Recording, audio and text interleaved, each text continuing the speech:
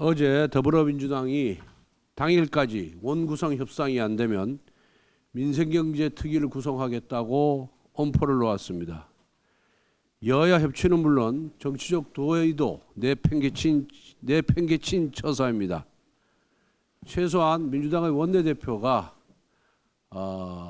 여당 원내대표인 저에게 회동 통지를 한 후에 이런 결정을 했으면은 이해를 할 수 있었습니다만은 우리 수석을 통해서 원내대표끼리의 회담 요청을 했음에도 불구하고 이에 대해서 거부한 채 이런 식의 엄포를 놓는 것은 또다시 입법 독주를 시작하겠다는 시그널이다, 이렇게 생각을 합니다.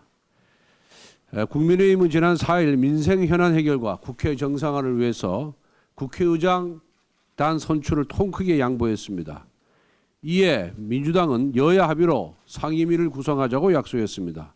그럼에도 불구하고 민주당은 불과 일주일 만에 말을 바꿔서 또다시 폭주를 시작하려고 합니다. 어제 국민의힘은 직무대행 체제를 결의했습니다. 당대표 징계라는 위기 상황 속에서 3일 만에 정비를 했습니다. 민주당은 이를 보고도 지연전술 운운하며 민생을 상대 정당 공격용 무기로 사용한 것입니다. 상임위가 구성되어야만 민생 현안을 조속하게 처리할 수 있습니다. 그런데 민주당은 상임위와 아무런 관계가 없는 사개특위를 내세워 정치적 거래를 시도하고 있습니다. 민생특위는 이러한 거래를 은폐하기 위한 장식일 뿐입니다. 도대체 민주당에게 민생이란 구호는 무엇입니까? 약속을 파기하는 핑계이고 상대방을 공격하는 무기이며 정치적 야욕을 은폐하는 장식입니다. 민주당은 민생을 목적이 아닌 도구로 쓰고 있는 것입니다. 민생은 정치의 목적입니다. 기본을 망각한 꼼수로 국민을 속이려고 하지 마십시오. 민주당이 좁쌀만한 정치적 도의를 갖고 있다면 어떠한 조건도 없이 여야 합의에 따라 상임위를 구성해야 할 것입니다. 2000년 이후 20년간 교육교부금은 약 4배 증가했습니다. 올해 교육교부금은 지난해 대비 21조 원이 늘어난 81조 3천억에 이릅니다. 반면 6세에서 17세 사이의 학령 인구는 34%나 감소하여 올해 기준 539만 명에 불과합니다. 학령 인구에 비해 교육 예산의 덩치는 커지고 있지만 공교육의 경쟁력과 신뢰도는 크게 개선되지 않고 있습니다. 교부금 투자 쏠림도 문제입니다. 학생 1인당 초중등 공교육비는 OECD 평균의 132%에 비해 고등교육은 66%라고 합니다. 대학은 재정 적자에 허덕이는데 시도교육감들은 태블릿 PC 보급, 코로나 지원금 지원 등 생생내기에 국민 혈세를 펑펑 써도 견제할 방법이 없습니다.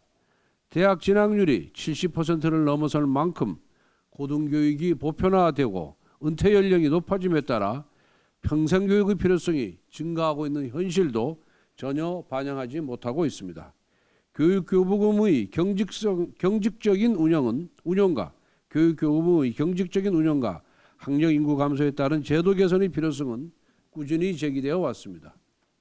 문재인 정부에서 마련된 2022년 경제정책 방향에 처음으로 교육교부금 개편 논의가 담겼으며 국책연구원인 KDI에서는 교육교부금 산정 방식에 학령 인구 비중 변화를 반영하도록 개편할 경우 향후 40년간 1,046조 8천억 원의 재정 절감이 발생할 것으로 추정된다는 보고서가 나오기도 하였습니다. 하지만 누구 하나 고양이 목에 방울을 달지 못했습니다. 이번만큼은 반드시 개혁을 추진해야 합니다. 교육에 대한 투자를 줄이겠다는 이야기가 아닙니다. 오늘에 투자하느냐, 내일에 투자하느냐의 문제입니다. 이분법적 시각으로 형님 동생을 나눠서는 안 됩니다. 고등교육의 질이 높아지면 결국 그 혜택을 오늘의 동생들이 받게 됩니다. 우리 정치권이 국민 혈세가 방만하게 낭비되는 것을 보고도 표만 의식해서 침묵해서는 안 됩니다. 민주당도 반대를 위한 반대를 할 것이 아니라 국가교육 전체의 틀에서 교육의 미래를 생각하며 개혁에 협조해야 할 것입니다.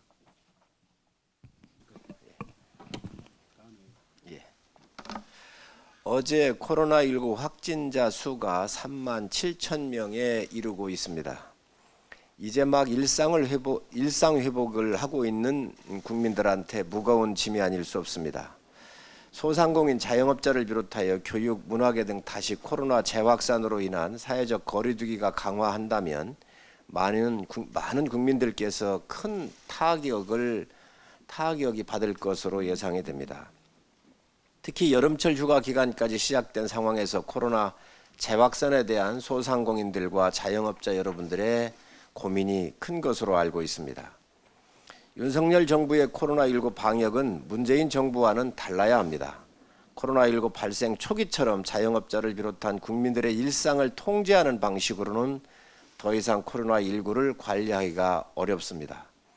병실 확보 상황 점검, 각종 방역 조치와 의료 대응, 백신 추가 접종 등 정부가 할 수 있는 최대한의 조치를 취하는 가운데 국민들의 일상 통제는 최소한에 그쳐야 할 것으로 생각을 합니다. 세계 모든 나라들이 방역의 개념을 바꿔가고 있습니다. 우리 또한 면밀한 분석과 대비책을 통해 각각의 경제 주체들이 자유롭게 활동할 수 있도록 과학적 방법들을 모색해 주시기 바랍니다. 지난 2년 이상 코로나19로 인해 국가 간 이동이 제한되면서 농촌 외국인 노동 인력이 급감한 문제는 우리 밥상 물가에 타격으로 오고 있습니다. 수출이나 대외 경쟁력 등 기업의 경쟁력도 악화의 요인 중의 하나입니다. 5만여 명의 외국인 노동자 입국에 대한 대책을 최대한 서둘러야 합니다. 이미 이분들에 대해서는 정부에서 승인이 나 있는 상태입니다. 당정 협의를 통해서 이 노동의 문제를 빨리 풀 수 있도록 조치하겠습니다. 최근 가파른 금리 인상으로 인해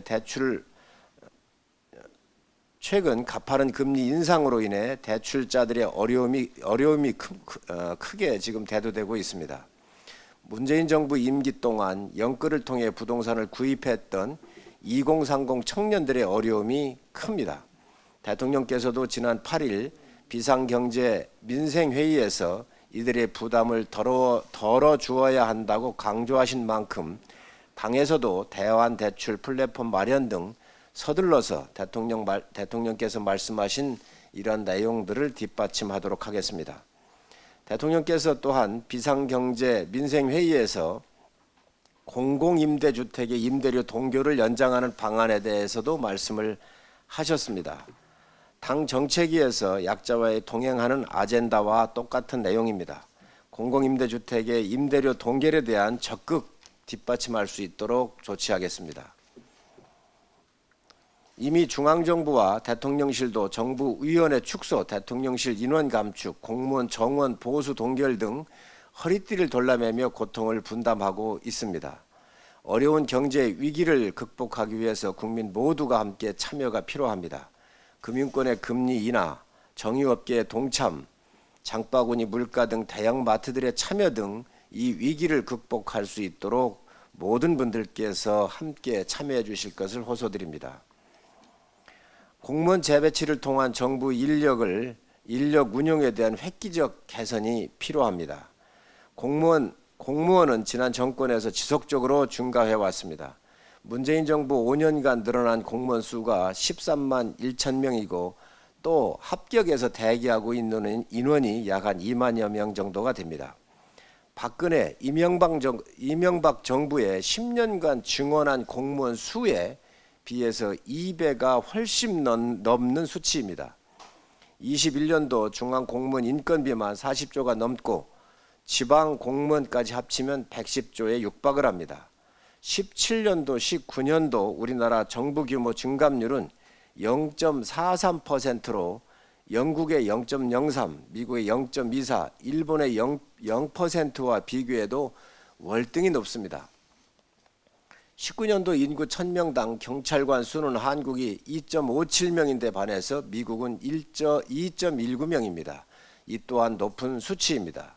문제는 환경 변화를 고려하지 않은 무분별한 인원 증원으로 국가 재정 부담과 행정 비효율의 주 원인이 되고 있는 것입니다. 정부는 자연적으로 매년 24,000명이 퇴직하는 만큼 신규 채용을 실시하여 추가적인 채용 없는 인력 운용 계획을 수립하고 있습니다. 이미 범정부 차원의 조직 진단과 통합 활용, 정원제 등 정부 인력 효율화 방안을 조속히 국회에 보고해 주시기 바랍니다. 공무원은 효율적인 행정 서비스의 주체가 되어야지 국가 행정의 짐이 되어서는 안 될 것입니다. 윤석열 정부 국정 과제로 강도 높은 인력 재배치를 통해 공무원 증원을 최소화하고 효율적인 인력 운용 대책을 마련하여 정부가 먼저 솔선수범하고 있는 것은 높이 평가할 만합니다. 그것이 바로 위기 극복하는 데 국민의 힘을 모아주시는 방안이라고 생각을 합니다. 정부는 이 공무원 인력과 관련돼서 또 재배치와 관련돼서 좀 더 촘촘한 계획을 세워서 실행해 주시길 부탁합니다. 어제 민주당의 박홍근 원내대표가 오늘 중에 원구성 협상이 타결되지 않으면 민주당은 국회의장께 민생경제특별위원회 인사청문 특위에 착수해 줄 것을 요청하겠다고 발언을 했습니다. 이는 민주당이 상임위원장 배분을 통한 원구성 협상에 집중하지 않고 또다시 민심을 호도하며 밀어붙이기식 의회 독재를 준비하고 있다는 반증이라 할 것입니다. 그동안 2달째 원구성 협상이 지지부진한 이유는 민주당에서 사개특위 등 전제 조건을 달면서 목리를 부려왔기 때문입니다. 우리 국민의힘 내부 사정을 탓하는 것은 한마디로 적반하장이자 어불성설이라 할 것입니다.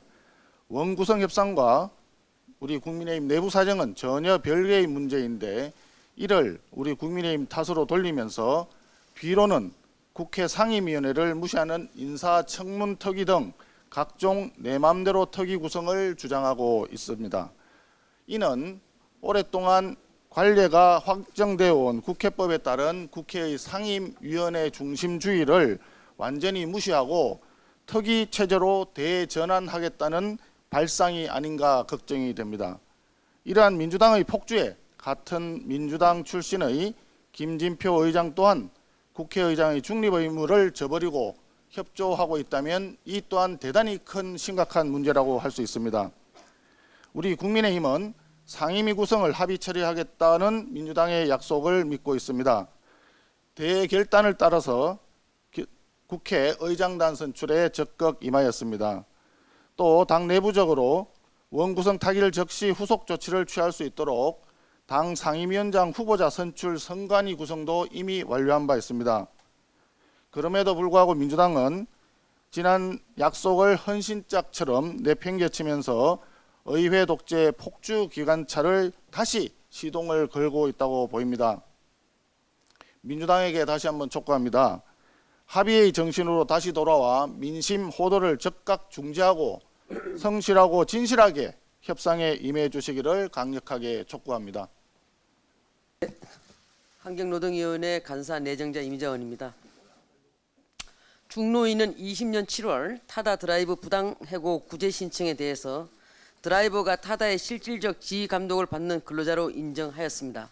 그러나 지난 8일 행정법원은 택시 호출 서비스 타다의 운전기사를 근로기준법의 노동자로 인정할 수 없다는 판결을 내렸습니다.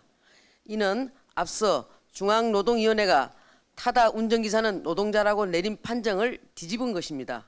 게다가 법원은 플랫폼 노동자 보호는 별도의 입법을 통해서 규율하는 것이 타당하다고 판단했습니다. 지난 문재인 정부에서 중노위는 입법 공백의 영역까지 노동자 범위를 무한 확장해 왔습니다. 특히 현대제철, CJ 대한통운을 하청업체 노동자의 사용자로 판단하여 현장의 혼란을 가중시켰습니다. 이번 타다 판결은 중노위의 노동자성에 대한 과잉 해석과 편향적 판결을 보여주는 대표적인 사례가 될 것입니다. 중노위는 노사 간 이익 및 권리 분쟁에 대한 조정과 판정을 내리는 독립성을 지닌 준사법기관입니다. 그러나 판정이 법원에서 잇따라 뒤집히면서 불신을 자초하고 있습니다. 중노위의 편향적 형태에 엄중 경고합니다. 중노위는 조정과 판정에 있어 공정과 정의를 담보해야 함을 명확히 인식해야 합니다. 강력한 조직 쇄신안을 마련하여 객관성과 균형 감각을 되찾기를 촉구합니다. 또한 현재 특수고용 형태 근로종사자나 플랫폼 종사자의 노동자성 여부에 이견이 많습니다. 민주당은 국회가 서둘러 노동관계법 전반에 대한 재정비에 나설 수 있도록 국회 정상화에 적극 협조해 주시기 바랍니다. 국민의힘은 플랫폼 노동자를 포함하여 다양한 고용 형태를 포괄하는 모든 노동자의 기본적 권리 보장을 법제화할 수 있도록 최선의 노력을 다하겠습니다. 이상입니다. 실명으로 2배가 넘게 폭증하더니 지난 주말 동안 신규 확진자가 2만 명을 넘었었고 11월 9일 기준으로 이미 35,805명의 확진자가 발생했습니다. 지난 6월 26일 3,429명으로 최저점을 찍은 후 3주 만에 10배가 늘었습니다. 앞서 정부가 재유행 시 올가을 최대 20만 명에 달할 것이라고 예상했습니다만 지금 늘어나는 속도를 감안하면 빠르면 다음 달로 그 속도가 앞당겨질 수 있다고 전문가들이 경고하고 있습니다. 지난 문재인 정부에서와 같이 병상 부족 대란을 겪지 않으려면 코로나 중환자실 확보가 중요함에도 불구하고 지난 5월 모든 지자체에서 현재 운영 중인 코로나 병실 중에 환자가 없는 병실을 다 취소하라는 공문이 발송되는 등 코로나 재유행 시 중환자실 대란이 우려되고 있는 상황입니다. 지난해 11월 행정명령 등을 통해 33,165개의 병상을 확보하였으나 지난 7월 0시 기준 3,417개의 병상으로 줄어들었습니다. 또한 코로나 환자가 급증해 중환자실을 확대하려면 기존의 환자들을 내보내고 음압 설비 등을 새로 설치하는 등 최소한 4주간의 시간이 필요하다는 것이 현장의 목소리이기 때문에 다시는 병상 부족 사태가 발생하지 않도록 정책 실무자들이 만반의 준비를 해야 할 것입니다. 그리고 두 번째는 코로나 치료제를 다양하게 확보해야 합니다. 오미크론 이후부터 BA4, BA5 등의 변이 바이러스에 코로나 백신이 효과가 없다는 국민들의 불신이 커지고 있는 만큼 4차 백신 접종은 고위험군에 집중하고 다양한 코로나 치료제를 확보해 코로나 사망자를 줄여야 합니다. 지난 7월 8일 기준으로 코로나로 인한 총 사망자 수는 24,605명이며 이 중 오미크론이 우세했던 2021년 10월부터 금년 4월 말까지 사망자 수는 21,113명으로 81.7%에 달합니다. 코로나 재유행이 목전으로 다가온 만큼 더 이상 지체할 수가 없습니다. 저희 국민의힘 보건복지위원들은 오는 목요일 14일 보건복지와 함께 긴급 간담회를 가지고자 합니다. 간담회를 통해 코로나 재유행에 대비한 의료대응 체계를 점검하고 코로나로부터 국민들을 안전하게 지켜낼 수 있는 방안을 논의하겠습니다. 하루빨리 원 구성을 통해 야당도 함께할 수 있기를 기대합니다. 이상입니다. 예, 어제 기재부의 첫 대통령 업무 보고가 있었습니다. 고물가 저성장이라는 복합 위기를 마주했기에 경제부처 컨트롤 타워인 기재부가 업무 보고를 첫 주자로 나선 것은 그만큼 의미가 있다고 하겠습니다. 기획재정부는 거시경제 그리고 민생경제 안정적 관리 등 세제, 예산 편성, 재정 그리고 공공 부문 개혁까지 총 7개 분야의 핵심 과제를 보고를 드렸습니다. 그중에서 오늘은 세제 개편 방안에 대해서 한 말씀 드리겠습니다. 이제까지 정부는 매년 세법 개정안을 내놓을 때마다 정작 큰 틀의 문제는 다루지 않고 임기 응변식, 땜질식 세법 개정안을 계속해서 반복해서 발표했습니다. 특히 지난 정부는 세법 개정을 과표 구간 쪼개기, 최고 세율 인상, 부동산 세제의 징벌적 과세로 국민들을 갈라치기 하는 수단으로 활용했다는 말씀을 드립니다. 갈라치기 조세 정책은 납세자들의 혼란과 조세 저항 그리고 정부에 대한 불신을 조장해서 결국 부동산 정책이 완전히 실패했다는 것을 국민들은 다 알고 있습니다. 조세의 대원칙은 넓은 세원, 낮은 세율입니다. 조세 정책은 조세 부담이 공평하게 분배되고 중립적으로 설계되어야 될 뿐 아니라 국민들이 알기 쉽고 간편하고 단순해야 됩니다. 너무나 복잡한 조세 제도에 대해서 이번 윤석열 정부에서는 특히 법인세 최고세율을 인하하고 또 과표 구간을 단순하면서 근로소득세를 합리적으로 개편하고 부동산 세제, 특히 종합부동산 세제 정상화, 부가가치세 등 정부는 세제 개편 전반에 대한 방향을 어제 보고를 드렸습니다. 곧 정부의 세제 개편안이 제시가 될 겁니다. 그러면 국민의힘은 입법 활동을 통해서 합리적이고 정상화시키는 세제 개편안을 적극적으로 뒷받침하겠다는 말씀을 드립니다. 이상입니다. 이자 경북 경선의 윤두현 의원입니다. 소비자인 국민을 기만한 그 이동통신 5G 요금에 대해서 이야기하고자 합니다. 그 5G 가입자 평균 데이터 사용량이 월 한 27GB 됩니다. 그런데 이동통신사에서 제공하는 상품은 10GB, 100GB 무제한입니다. 이제 그렇게 되니까 소비자들이 대부분 100GB 이상 그 상품에 가입하는데 대부분 사용하지 않습니다. 그래놓고 이동통신사는 뭐라고 그러느냐? 100기가의 단가가 싸다. 그런데 소비자 입장에서 보면은요, 30GB 쓰는데 단가가 엄청 비싸지는 겁니다.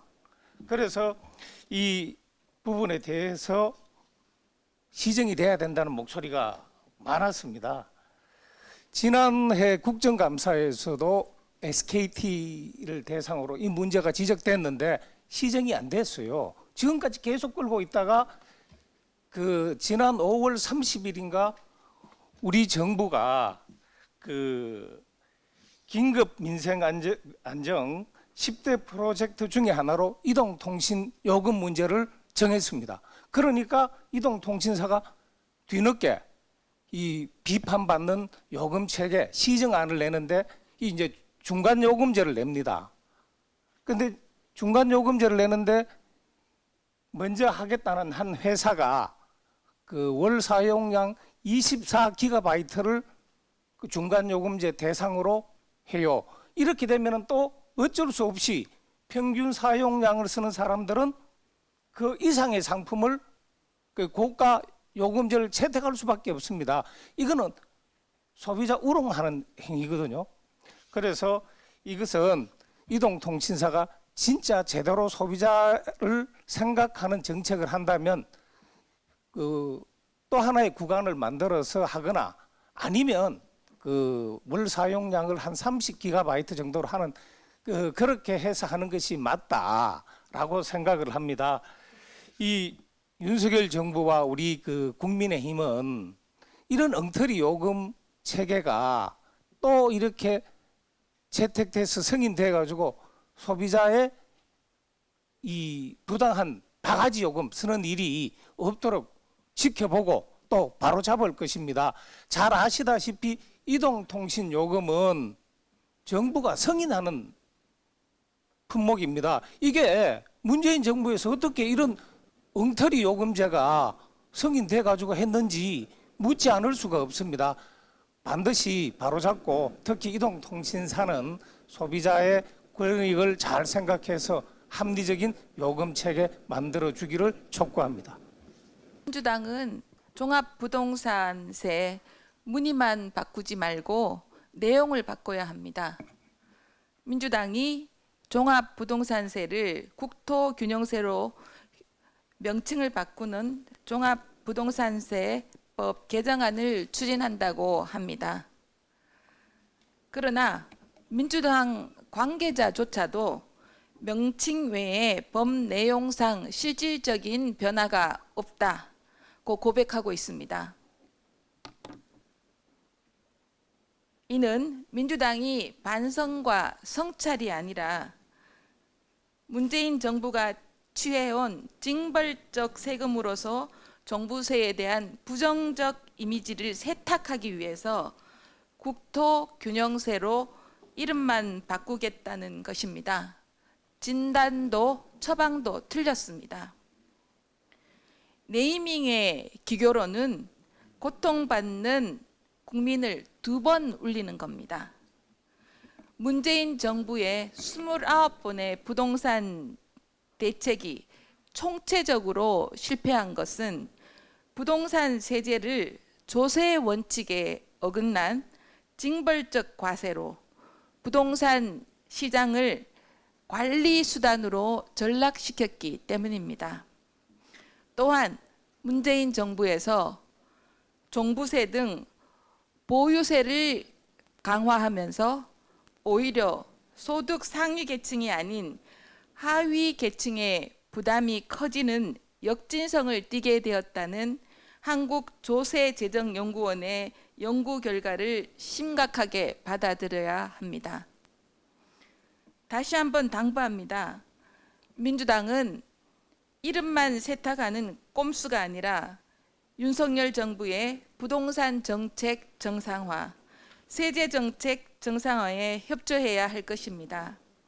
또한 임대차 3법 개정에 협조해서 문재인 정부의 잘못된 부동산 정책으로 고통받는 국민의 아픈 손을 맞잡기 위해 진정성 있는 모습을 보여줘야 합니다.